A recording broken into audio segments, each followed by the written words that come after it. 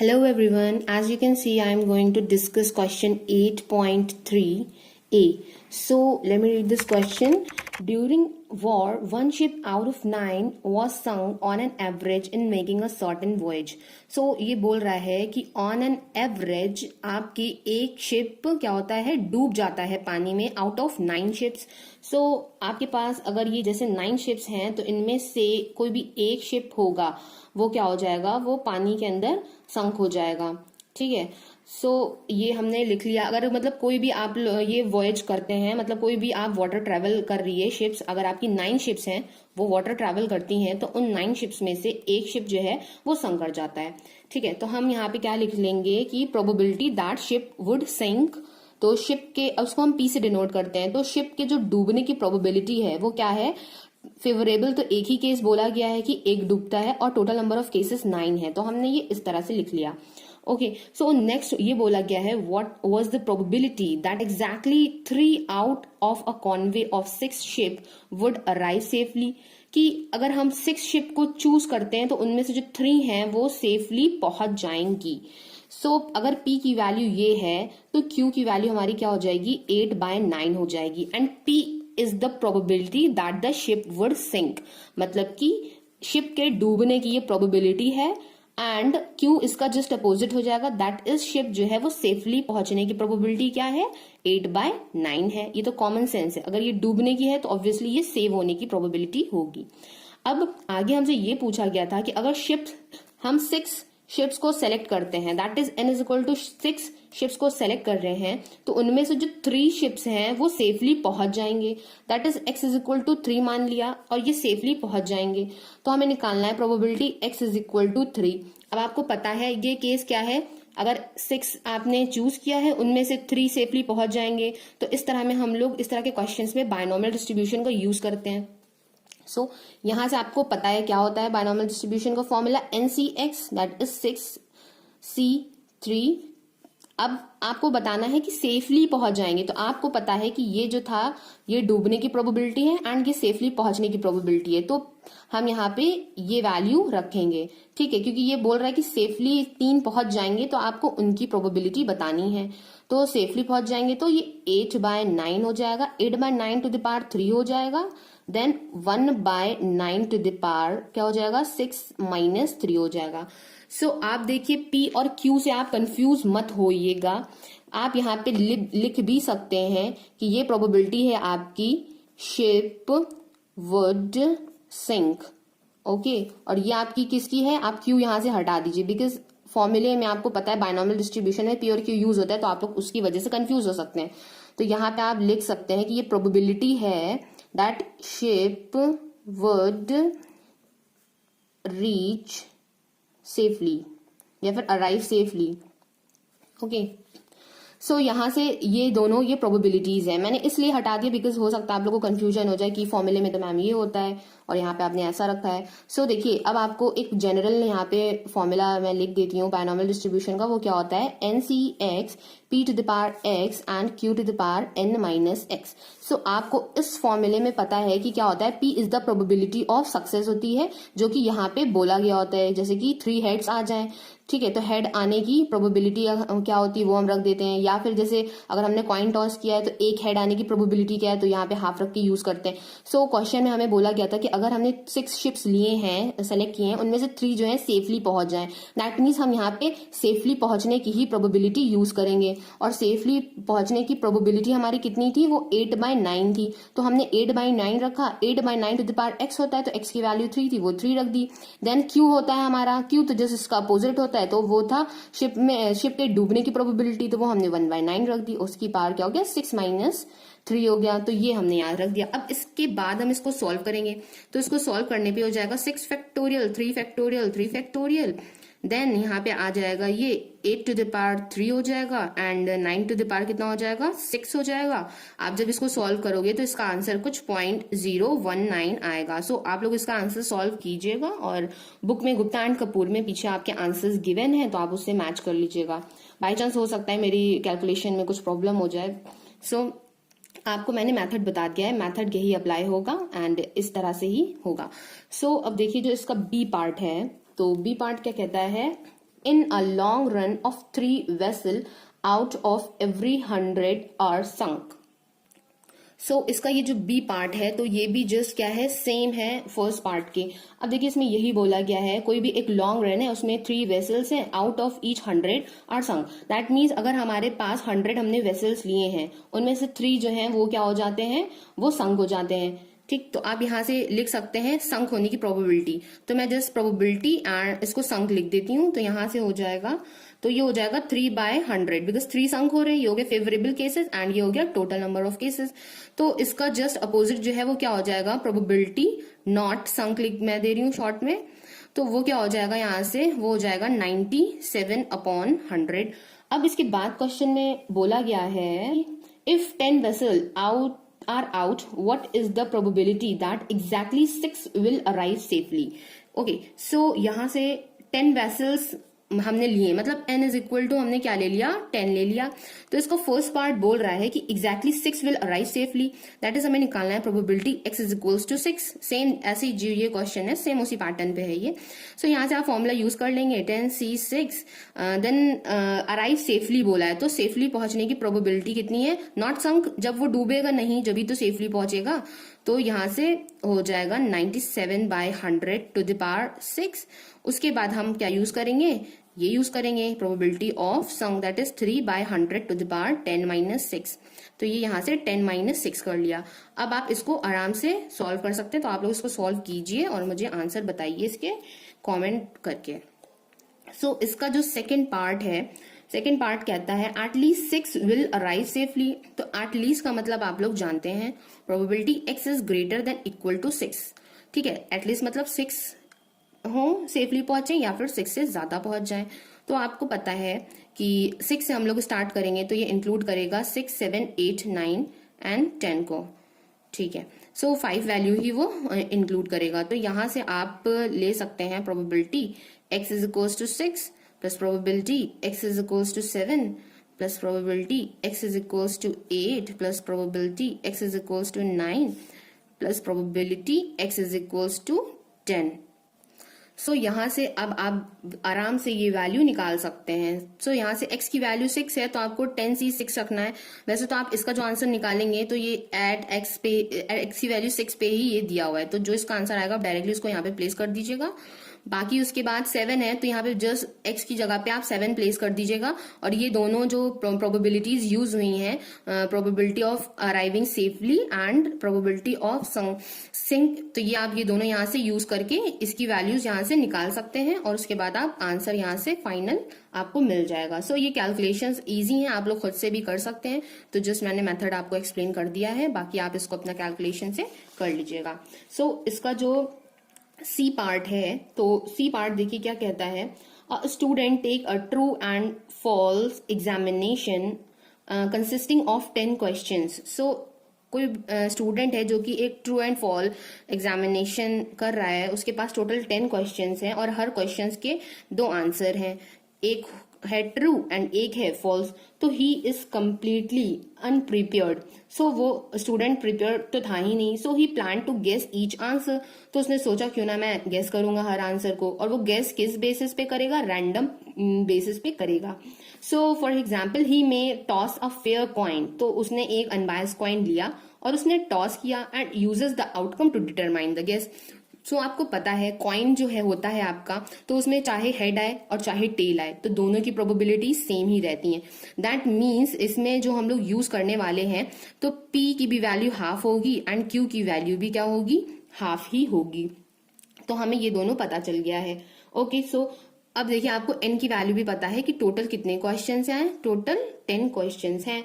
So first हमें निकालना है compute the probability that he guess correctly at least 5 times, कि उसने एटलीस्ट 5 टाइम्स जो है वो सही गेस किया। सो ये भी बहुत आराम से आप लोग निकाल सकते हैं। एटलीस्ट का फॉर्मूला आपको पता है, probability x is greater than equal to, at least 5 times बोला था तो ग्रेटर देन इक्वल टू यहाँ से 5 हो जाएगा। सो अगर आप या ये मतलब डायरेक्टली यही लिमिट लगाते तो आपको 5 अप टू 10 तक जाना पड़ेगा, तो दैट मीन्स आपके 6 टर्म्स आ जाएंगे। चाहो तो आप वैसे निकाल लो, अगर वैसे नहीं चाहते हो तो 1 minus probability x is less than 5 करके भी आप निकाल सकते हो। सो अगर मैं ऐसे ही निकालना चाहूं इस पैटर्न पे, तो इस पैटर्न पे देखिए फॉर्मूला क्या आ जाएगा, यहाँ से हमारा समेशन होगा x is going from 5 to 10 हो जाएगा, देन 10cx हो जाएगा, p to the power x, तो p और q की वैल्यू सेम है तो p to the power x हो जाएगा, and q to the power क्या हो जाएगा, 10 माइनस x हो जाएगा। सो यहाँ से जब इसका सॉल्व मैं करूंगी, x is going from 5 to 10, तो 10cx, तो हाफ टू द पावर कितना हो जाएगा, हाफ टू द पावर 10 हो जाएगा। तो हाफ टू द पावर 10 को मैं ब्रैकेट से क्या करूंगी, बाहर ले लूंगी, ठीक है। तो देखिए ब्रैकेट से जब मैं इसको बाहर लूंगी तो ये क्या हो जाएगा, हाफ टू द पावर 10 हो जाएगा, एंड समेशन अगर इस पे मैं ऑपरेट करूंगी 10cx पे, तो ये ब्रैकेट में हो जाएगा 10c5 plus 10c6 10c7 plus 10c8 10c9 10c10, बस 10c10 तक ही ये हमारा जाएगा। अब इसके बाद आपको पता है क्या करना है, आपको इनके फॉर्मूलाज को ओपन करना है और इसको कैलकुलेट करना है। सो मैंने पहले इसको कैलकुलेट किया हुआ था और मेरा जो आंसर आ रहा था वो था 319/512। सो आप लोग इसको मैच करके देखिएगा और बताइएगा कि आप लोग का आंसर ये आ रहा है कि नहीं आ रहा है। नाउ इसके पार्ट 6 में ये बोला है कि compute the probability that he guesses correctly at least 9। So at least 9 भी आप लोग निकाल लेंगे, जिस तरह से आपने एटलीस्ट 5 टाइम्स निकाला था, तो एटलीस्ट 9 का मतलब है कि कम से कम 9, या तो 9 हो या फिर 9 से ज्यादा हो।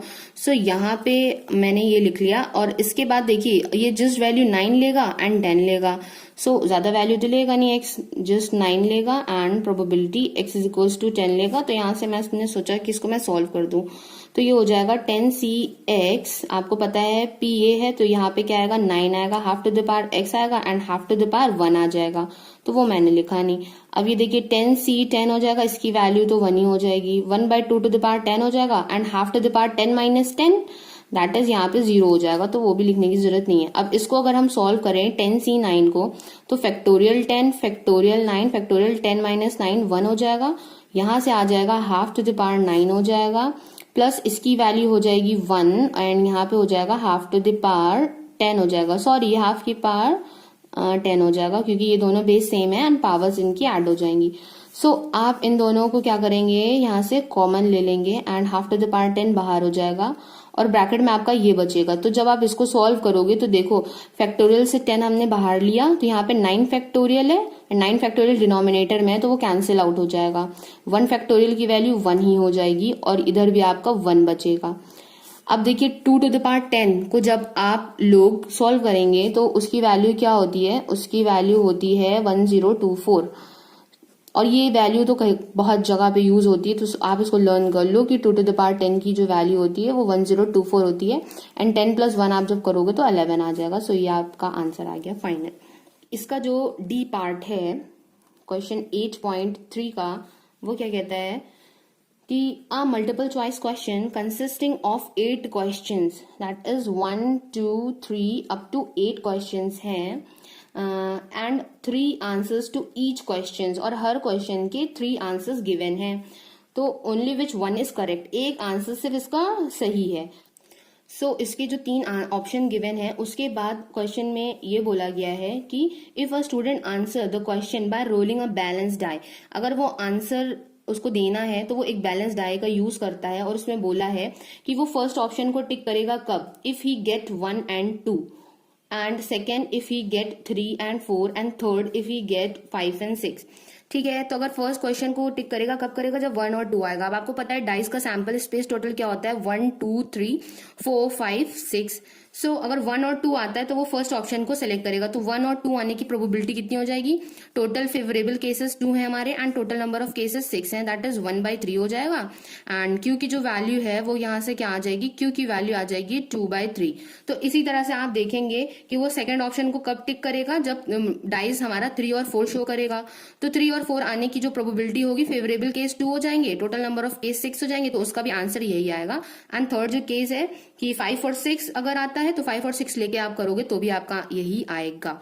मैंने स्टार्टिंग में यहाँ पे कुछ गलती ये कर दी थी, मैंने सोचा कि आगे शायद डाइस की बात नहीं की गई है, तो डायरेक्टली मैंने इन ऑप्शंस को देखते हुए वो प्रोबेबिलिटी लगा दी थी कि फेवरेबल केस 1 है and total number of cases 3 है, तो 1/3। सो आंसर तो दोनों का सेम आ रहा है, बट यहाँ पे मुझे ये फिर मैंने बाद में जब देखा तो मैंने ये आपको बताया कि इन्होंने डाइस को लेके सॉल्व किया है। सो इसके बाद देखिए यहाँ पे आपको पी एंड क्यू की वैल्यू पता चल गई है, जो कि तीनों केस में सेम है, चाहे 1 2 आए, चाहे 3 4 आए, चाहे 5 और 6 आए। तो हमें क्या प्रोबेबिलिटी फाइंड करनी है, हमें प्रोबेबिलिटी फाइंड करनी है दैट एग्जैक्टली 3 करेक्ट आंसर, मतलब एग्जैक्टली 3 करेक्ट आ जाए, तो probability x is equal to 3 हो जाए। ठीक है, तो करेक्ट हो जाए। अब देखिए ये आपको करेक्ट होने की ही प्रोबेबिलिटी गिवन थी, तो यहां से आप क्या यूज करेंगे, आपके पास n की वैल्यू कितनी है, 8 है, तो 8c3 1/3 to the power 3 and जो q है वो क्या है 2/3 2/3 टू द पावर 8 - 3। सो अब आप लोग इसको सॉल्व कर सकते हो, तो आप लोग इसको सॉल्व कर लेना, मैं आगे सॉल्व नहीं कर रही हूँ बिकॉज सॉल्व करूंगी तो वीडियो लंबा हो जाएगा। सो आपको ये भी मैं बता दूं कि ये जो क्वेश्चन मैं बता रही हूँ ये सिमिलर है एग्जाम्पल 8.4। सो आप लोग गुप्ता एंड कपूर के जो एग्जाम्पल्स गिवन है उसमें एग्जाम्पल 8.4 चेक कीजिए, वो सेम ऐसे ही है। सो मैंने फिर भी सोचा कि आप लोगों को मैं बता दूं एक्सरसाइज में अगर ये है तो। सो अब देखिए जो इसका सेकंड पार्ट है वो बोल रहा है नो करेक्ट आंसर, मतलब find the probability of getting no correct answer. So यहां से आप लोगों को एग्जैक्टली 3 करेक्ट आंसर पता चल गए हैं, और नो करेक्ट आंसर मीन्स क्या हो जाएगा, x is equal to 0, that is x 8c0 1/3 to the power 0 and 2/3 to the power 8 - 0 that is 8। तो ये भी आप लोग आराम से सॉल्व कर सकते हो। एंड जो इसका थर्ड पार्ट है वो कहता है एटलीस्ट 6 करेक्ट आंसर, तो एटलीस्ट 6 आप लोग निकाल सकते हो। एटलीस्ट का मतलब होता है कि या तो 6 करेक्ट हो जाए या फिर 6 से ज्यादा करेक्ट हो जाए। तो यहाँ पे जो प्रोबेबिलिटीज वो लेगा, क्या लेगा, 6 लेगा, probability x is equal to 7 लेगा, 7 के बाद probability x is equal to 8 लेगा, बिकॉज 8 तक ही हमारे पास क्वेश्चंस हैं। सो यहाँ से x की वैल्यू आप 6 रखोगे किसमें, हमारे बायनॉमियल डिस्ट्रीब्यूशन में। तो जो बायनॉमियल डिस्ट्रीब्यूशन है वो क्या है, NCX, n की वैल्यू है 8, तो 8CX लिख दे रही हूं मैं। एंड यहां से जो प्रोबेबिलिटी ऑफ सक्सेस है वो है 1/3 to the power x and 2/3 to the power 8 - x। So ये फॉर्मूला आप इसमें यूज करोगे और सारी वैल्यूज पुट कर लोगे। आई होप कि इतना तो आपको समझ में आ ही रहा होगा और आप ये आसानी से कैलकुलेशंस कर सकते हो। सो इसका ई पार्ट जो है वो भी देखिए बहुत ही ज्यादा इजी है। तो वो ये कहता है, ये भी सिमिलर है जो स्टार्टिंग में मैंने क्वेश्चन हम लोगों ने किए हैं। सो ई क्वेश्चन देखिए कहता है the incidence of occupational disease in an industry is such that the worker have chance 20% of suffering from it. मान लीजिए कोई भी मतलब डिजीज की बात की जा रही है और जो वर्कर्स हैं उनको वो डिजीज होने के जो चांसेस है वो कितने गिवन है, 20% गिवन है। तो मान लीजिए पी है, पी डिनोट करता है कि उन लोगों को जो वर्कर्स हैं उनको डिजीज हो जाए, तो 20% चांसेस गिवन है, दैट इज इसकी प्रोबेबिलिटी हो जाएगी 20/100, तो ये हो जाएगा 1/5। उनको डिजीज होने की प्रोबेबिलिटी कितनी आ गई, 1/5 आ गई। अब इसके बाद क्यू हमारा क्या हो जाएगा, अब आपको ये तो निकाल लेंगे आप, ये क्या हो जाएगा 4/5 हो जाएगा कि डिजीज ना होने की प्रोबेबिलिटी आ गई। अब इसमें बोल रहा है what is the probability that out of 6 workers chosen at random 4 or more will suffer from the disease। तो टोटल कितने चूज किए गए हैं, 6 वर्कर्स चूज किए गए हैं, that is n is equal to 6 choose किए गए हैं। और हमें निकालना कितनी है, प्रोबेबिलिटी निकालनी है कि 4 or more will suffer from disease. तो probability x is greater than equal to 4, या तो 4 या उससे ज्यादा सफर कर जाएं उनकी प्रोबेबिलिटी बतानी है। तो यहां से ये 6 तक जाएगा, तो 4 5 6 जस्ट 3 वैल्यूज ही लेगा। तो यहां से हमने लिख लिया probability x is equals to 4, probability x is equals to 5 plus probability x is equals to 6। तो अब यहाँ से 4 रखना है हमको बायनॉमियल डिस्ट्रीब्यूशन में। तो n की वैल्यू हमारे पास कितनी गिवन है, 6 है, तो 6c 4 हो जाएगा and 1/5 to the power 4 and 4/5 to the power 2 हो जाएगा, दैट इज 6 - 4 2। देन प्लस का साइन लिया हमने, ये हो जाएगा 6c5 1/5 to the power 5 and 4/5 to the power कितना हो जाएगा, वो हो जाएगा 6 - 5 दैट इज 1। देन क्या हो जाएगा 6c6 1/5 to the power 6 and 4/5 to the power क्या हो जाएगा 0 दैट इज 6 - 6। अब इसके बाद आपको यहाँ से क्या करना है, अगर आप देखें तो आप इसको सॉल्व कर सकते हैं और आपको सबके डिनोमिनेटर से 5 टू द पावर 6 देखिए कॉमन मिल जाएगा। तो ये देखिए 6c4 है, 4 टू द पावर यहाँ से क्या आएगा 4 टू द पावर 2 आएगा एंड 5 टू द पावर 6 हो जाएगा। 6c5 है, यहाँ से देखिए 4 टू द पावर क्या है 1 है, तो आप उसको ऐसे ही लिख लीजिए। और 5 टू द पावर देखिए यहाँ से 6 है। Then 6c6 4 to the power 0 है तो लिखने की कोई जरूरत नहीं है, बट 5 टू द पावर 6 है, तो यहाँ से 5 टू द पावर 6 आप सबसे क्या कर सकते हैं, कॉमन ले सकते हैं। तो जब आप यहाँ से जब कॉमन लेंगे 1/5 टू द पावर 6 आपने कॉमन लिया, सो ब्रैकेट में जब आप इसको सॉल्व करोगे तो इसको तो आपको सॉल्व करना आता ही है, सो आप यहाँ से इसे सॉल्व कर सकते हो इन सभी को। सो इसके बाद देखिए मैंने जो सॉल्व किया है मैं उसका बताती हूँ आपको। तो वो आता है कुछ इस तरह से 15 × 16 पहले टर्म में, देन सेकेंड टर्म में आएगा 24 + 1, बिकॉज यहाँ पे देखिए यहाँ से जब 6 से 6 की वैल्यू 1 आएगी एंड इसको हम लोग ने ऑलरेडी कॉमन निकाल ही लिया है। अब इसके बाद देखिए ये आ जाएगा आपका कितना, ये आ जाएगा आपका मल्टीप्लाई करके 240 + 24 + 1 अपॉन 5 टू द पावर 6। तो फाइनल जब आप इसको सॉल्व करोगे तो आपका आ जाएगा 265 एंड डिवाइड में आपका आ जाएगा 5 टू द पावर 6। सो एक 5 अगर हम निकाल के इसको सॉल्व करें तो ये जब 5 से कैंसिल आउट हो जाएगा तो यहाँ पे 53 आएगा एंड 5 टू द पावर 5 को जब हम लोग मल्टीप्लाई करेंगे तो 3125 आ जाएगा।